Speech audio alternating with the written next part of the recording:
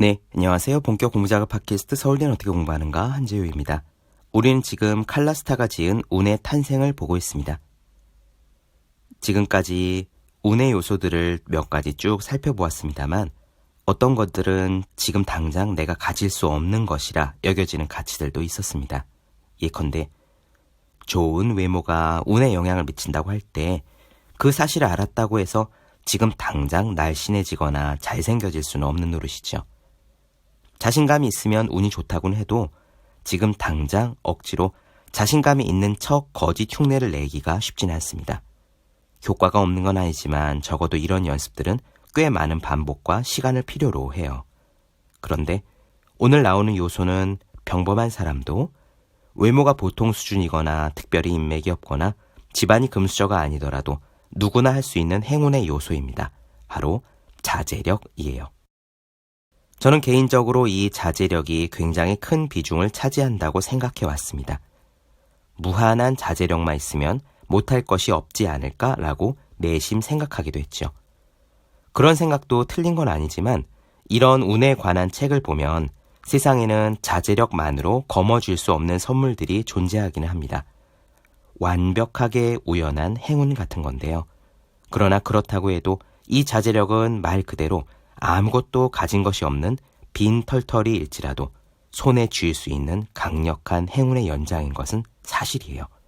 칼라스타조차 그렇게 말하고 있습니다. 때로는 책임감을 가지고 맡은 일을 완수하는 것만으로도 굉장한 행운이 올 수 있다. 우선 자제력이 행운의 요소라는 점을 이야기한 뒤에 어떻게 하면 자제력을 키울 수 있는지로 넘어가겠습니다. 대략 2가지 비결이 있을 거예요. 첫째는 자제력을 키우는 연습을 하는 겁니다.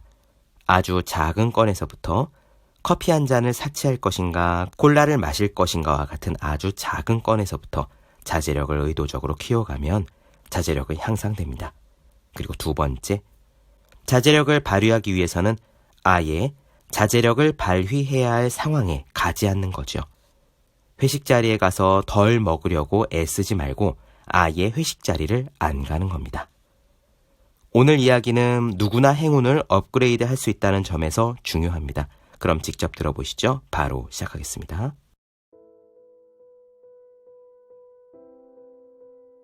왜 어떤 사람들은 다른 사람보다 성공을 더 많이 거두는 것처럼 보일까?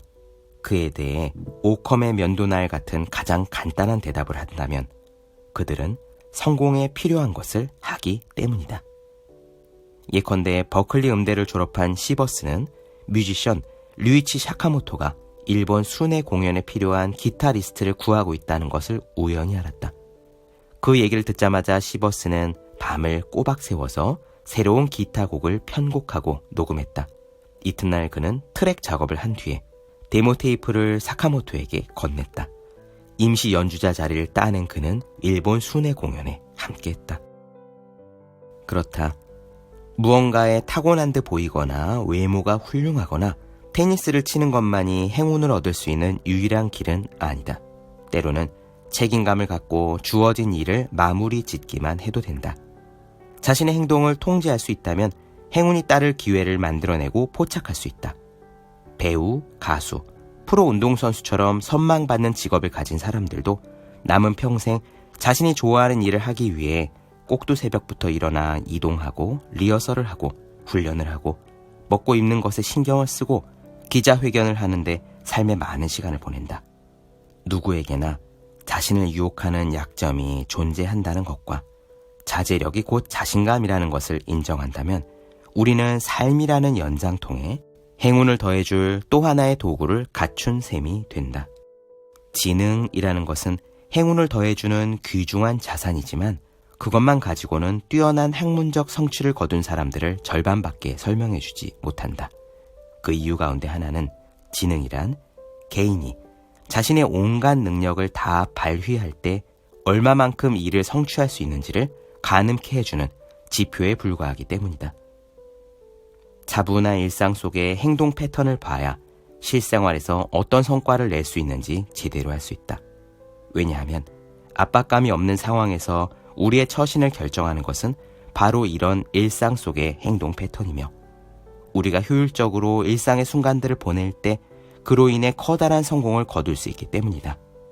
따라서 우등생이 되게 해주는 나머지 절반은 자제력과 그릿 같은 자기 규율이다. 세계적 수준의 전문적인 기량을 갖춘 사람이 되려면 우리 삶의 한 영역에서 세계적인 수준의 자제력을 발휘할 수 있어야 한다.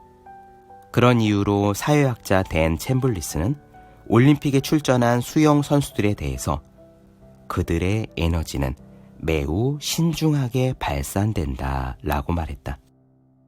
어떤 영역에서든 커다란 미래의 보상을 향해 노력하는 만큼 그 효과가 축적된다. 그렇기 때문에 자기 규율은 성공을 가늠하게 하는 가장 중요한 척도 가운데 하나이다. 긴장이 풀린다 싶을 때 우리가 어떤 행동을 반복적으로 하는지를 보면 앞으로 우리가 무엇을 할지 짐작할 수 있다.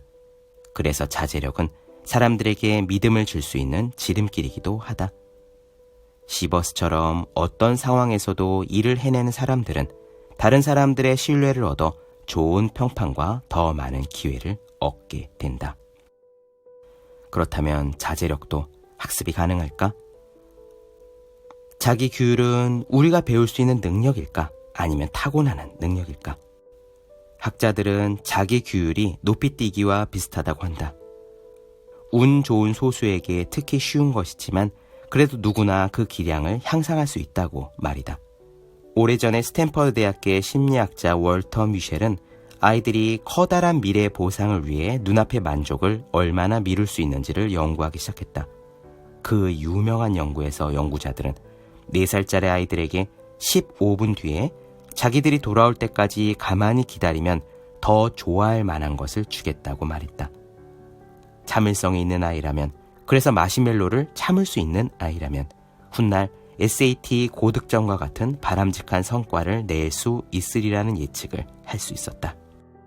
그로부터 40년 후에 미셸의 실험에 참여했던 피실험자 가운데 일부가 다시 실험에 참여했다. 자제력이 뛰어났던 아이들은 자제력이 뛰어난 성인으로 자랐다. 덜 충동적이며 읽기 능력이 뛰어난 3살짜리 아이는 경제적으로 성공하고 신분이 상승한 40살의 성인으로 자랐다. 미래의 목표를 향해서 자기 생각과 행동을 꾸준히 더해 나갔던 것이다. 월터 미셸은 이전의 성공 경험이 아이들로 하여금 더 큰 보상을 기다리게 할 수 있다는 사실을 발견했다. 1970년대에 발표된 또 다른 연구에 따르면 경제적으로 불우한 집안의 아이들은 참을성이 대체로 부족했다. 그러나 욕심이 많고 충동적인 아이들일지라도 그들에게 3개의 사탕을 보여주면서 조금만 참으면 이 사탕을 다 가질 수 있다라고 이야기하면 아이들은 태도를 바꿔서 나중에 더 큰 보상을 기다리는 쪽을 택했다. 우리 뇌의 관련 부분을 이용해서 충동을 조절하는 것은 모두에게 어려운 일이다. 자기 조절의 고수가 되는 한 가지 비법은 자제할 필요가 없는 환경을 만드는 거다. 시버스가 자신에 대해 했던 말을 떠올려보자. 나는 친구들과 어울리지도 않고 파티에 가지도 않아요. 연주든 노래든 글이든 잘 안 풀리는 것이 있으면 그것이 제대로 될 때까지 문을 닫아 걸고 3시간이고 8시간이고 그 작업에만 몰두해요. 그랬다. 미셸의 마시멜로 연구에서 사탕을 마주한 아이들은 평균 6분 이상 참지 못했다. 그러나 현실에서는 자제력이 출중한 사람이라면 그런 상황에 처할 일을 만들지 않을 것이다. 그들은 삭막한 사무실에 혼자 남아서 일을 더하거나 조용한 도서관에 가서 논문을 마무리 지을 것이다. 애초에 속수무책으로 앉아 혀를 깨물고 꾹 참아야 하는 상황에 들어가지 않는다면 정신적인 에너지를 아껴서 정말 자신이 해야 할 일에 그 에너지를 쏟을 수 있다. 원하는 보상을 얻었을 때의 장점에 주목하면서 앞을 내다보는 현명한 습관을 가진다면 더 행복한 삶을 누릴 수 있고 장기적 목표에 더 꾸준히 매달릴 수 있다. 자신이 정말로 즐길 수 있는 체육 활동을 찾게 되면 그에 필요한 훈련을 할 때 꾀를 부릴 까닭이 없다. 넉넉한 은행 잔고가 주는 안정감에 집중하는 것이 물건을 사지 못하거나 놀러가지 못한 것을 아쉬워하는 일보다 돈을 모으기에 훨씬 더 현명하고 바람직한 방법이다. 저축을 잘하는 사람은 2개의 마시멜로 사진을 앞에 놓고 다음과 같이 물으면서 결정한다. 나는 지금 당장 아이팟을 원하는가? 아니면 큰 집을 원하는가? 나는 지금 당장 라떼 한 잔을 원하는가? 아니면 큰 집을 원하는가? 이런 식으로 끊임없이 자문하면서 선택하고 자제력을 발휘한다. 삶에서 자제력을 조금 더 발휘하고 싶은 당신에게 몇 가지 힌트를 나누어 주겠다. 첫째, 더 잘 할 줄 알면서 하지 않는 것은 아무 소용이 없는 일이다. 비교 심리학자 마이클 토마셀로는 이렇게 말했다. 진화 과정에서 보면 똑똑한 것은 현명하게 행동하지 않는다면 아무 의미가 없다. 둘째, 현명한 선택의 기본이 되도록 인생을 세팅할 필요가 있다. 목돈을 마련하고 싶은가? 월급날의 돈이 예금 계좌로 자동 이체되게 하라. 셋째, 소소하고 즉각적인 보상에 지나친 가치를 부여할 때 우리는 쉽게 흔들린다. 테이프를 앞으로 돌려 이 결정 때문에 미래의 내 모습이 어떻게 될지 미리 상상해 봄으로써 상황을 객관적으로 바라보라. 다른 사람이 똑같은 상황에 처한다면 내가 어떤 식으로 조언할지 생각해보라. 넷째, 미셸의 원래 연구를 보면 불우한 여건의 아이들을 참을성 없는 아이들로 분류할 수는 없다라고 지적한다. 아이들에게 자제력과 인내심을 가르치고 싶다면 미래에 커다란 보상이 주어진다는 믿음을 심어주어야 한다. 네, 본격 공부작업 팟캐스트 서울대는 어떻게 공부하는가? 칼라스타, 운의 탄생 나눠드렸습니다. 더 많은 이야기가 궁금하신 분들은 제 유튜브 채널 제우의 서재, 네이버 블로거 생의 즐거운 편지, 카카오 브런치 한주의 브런치, 인스타그램 해시태그 제우의 서재 검색해주시면 좋겠습니다. 또 하루 한 페이지씩 읽고 딱 5분간 시간을 내서 오늘 공부할 각오를 다지는 하루 5분 공부 각오. 공부하신 모든 분들을 위해 어떻게 공부하는 게 효과적인 설명한 혼자 하는 공부의 정석, 그리고 해야 하는 일과 하고 싶은 일 사이에서 고민하며 쓴 첫 번째 에세이, 노력이라 쓰고 버티기라 읽는. 아직 읽지 않으셨다면 꼭 한번 읽어보셨으면 좋겠습니다. 그럼 오늘 여기까지 할게요. 전 다음 시간에 뵙겠습니다. 여러분 모두 열심히 공부하십시오. 저도 열심히 하겠습니다.